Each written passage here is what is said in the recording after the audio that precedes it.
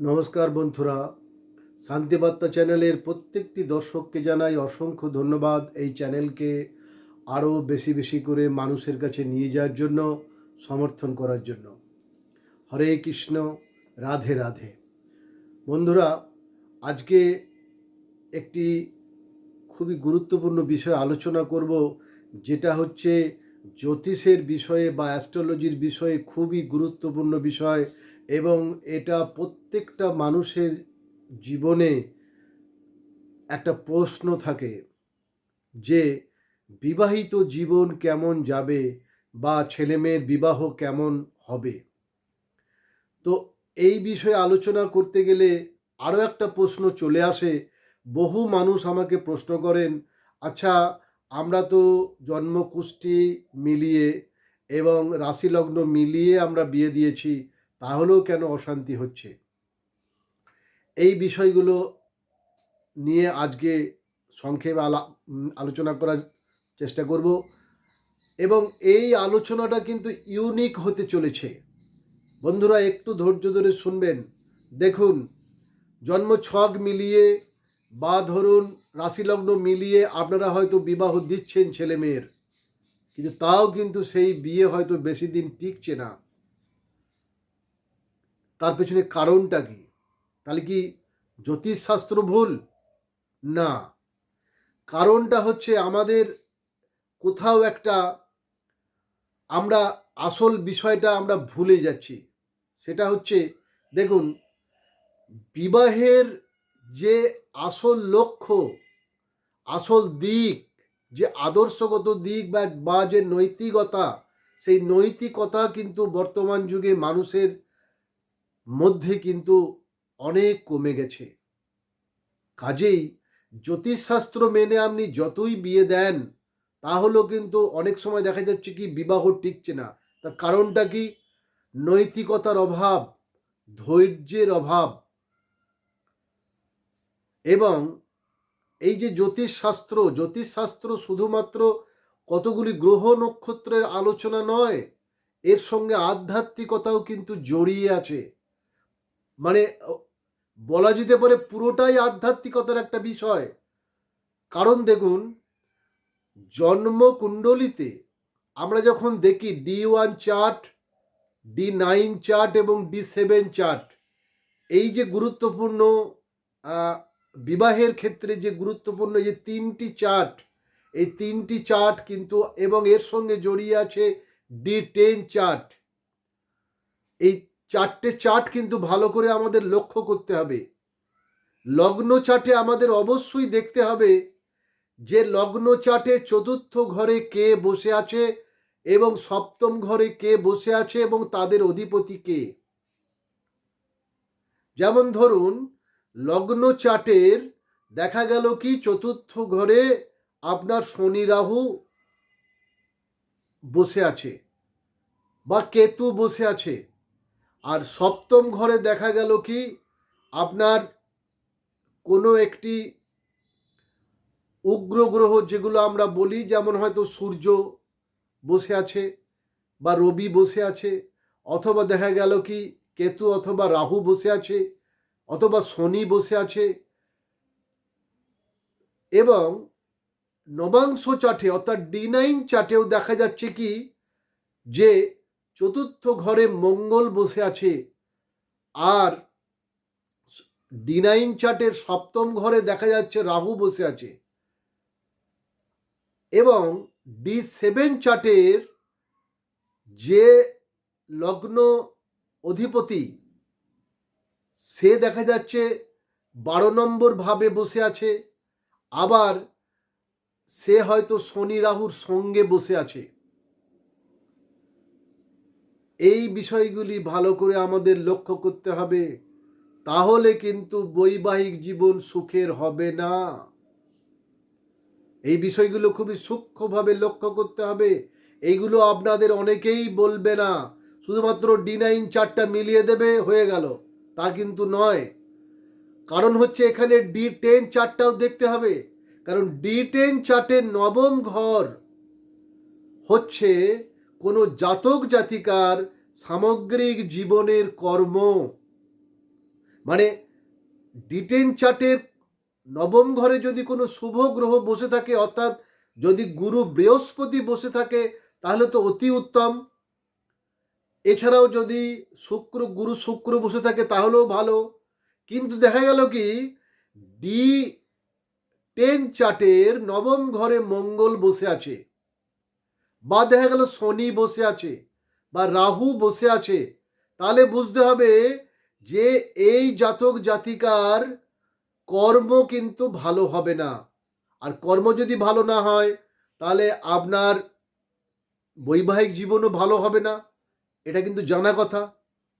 আরেকটা বিষয় খেয়াল করতে হবে, পঞ্চম ঘর, লগ্ন চার্টের পঞ্চম ঘরে, নবাংশ চার্টের পঞ্চম ঘরে, D7 চার্টের পঞ্চম ঘরে এবং D10 চার্টের পঞ্চম ঘরে কোন গ্রহ বসে আছে বা তার অধিপতি কে, এটা কিন্তু লক্ষ্য করতে হবে। তার কারণ হচ্ছে কি, পঞ্চম ঘর হচ্ছে আমাদের পূর্ব জন্মের কার্মিক হিসাব নিকাশের ফল, সেখানে দেওয়া থাকে পঞ্চম ঘরে। দেখা গেল কি লগ্ন চার্টের পঞ্চম ঘরে দেখা গেল হয়তো মঙ্গল বসে আছে, D9 চার্টের পঞ্চম ঘরে দেখা গেল হয়তো শনি বসে আছে অথবা মঙ্গল বসে আছে।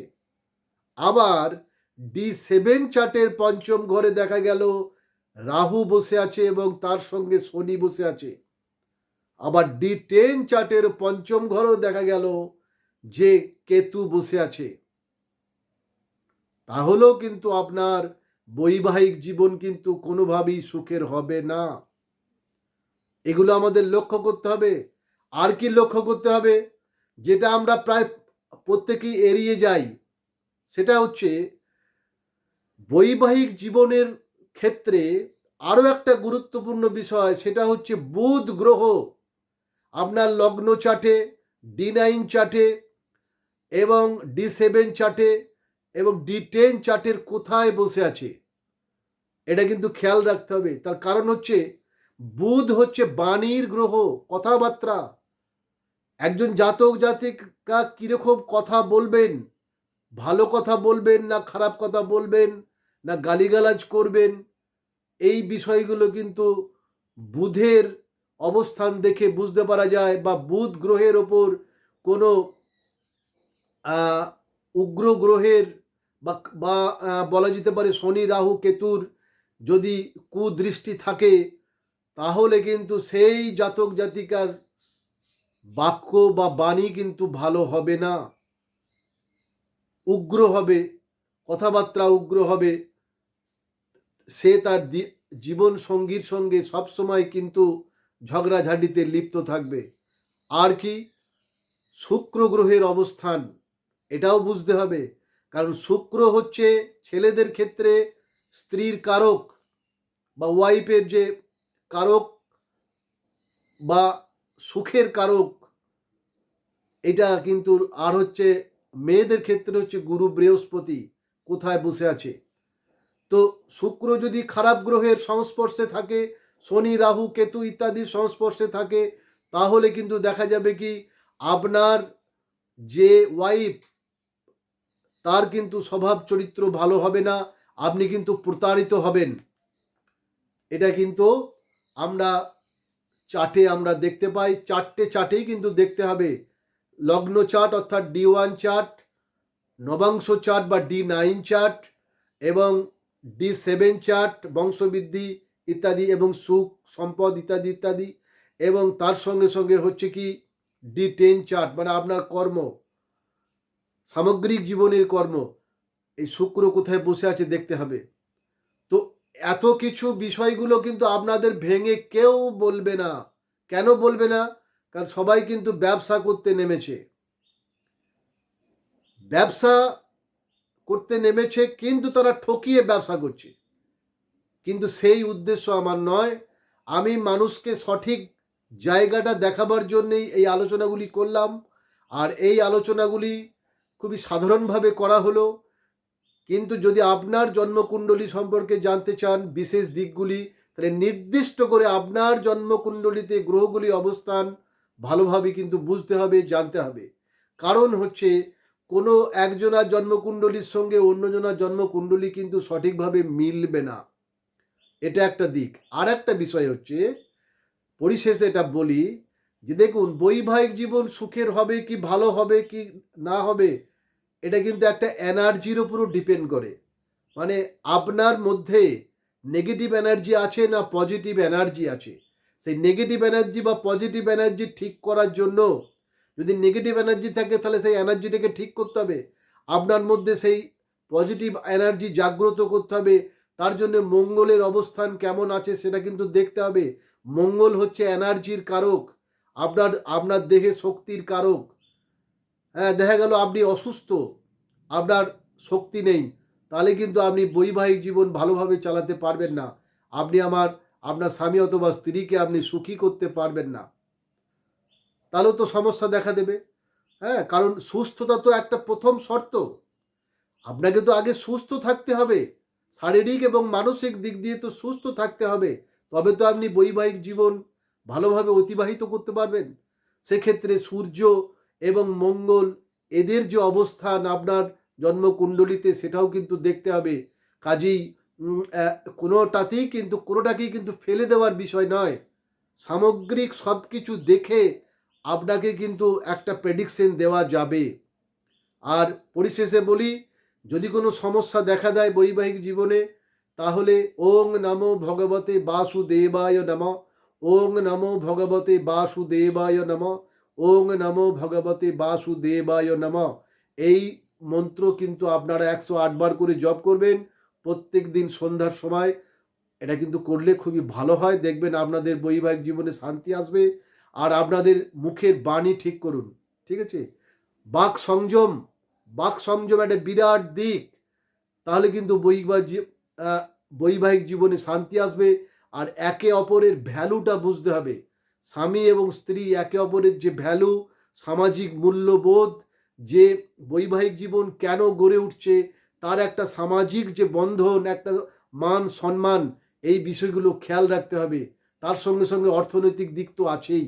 অর্থনীতিকে ভালো করতে গেলে আপনার জন্মকুণ্ডলিতে গুরু শুক্র এবং গুরু বৃহস্পতির অবস্থানটা ভালো করে দেখতে হবে, তবে আপনার অর্থনৈতিক উন্নতির দিকটা ভালোভাবে বলা যাবে।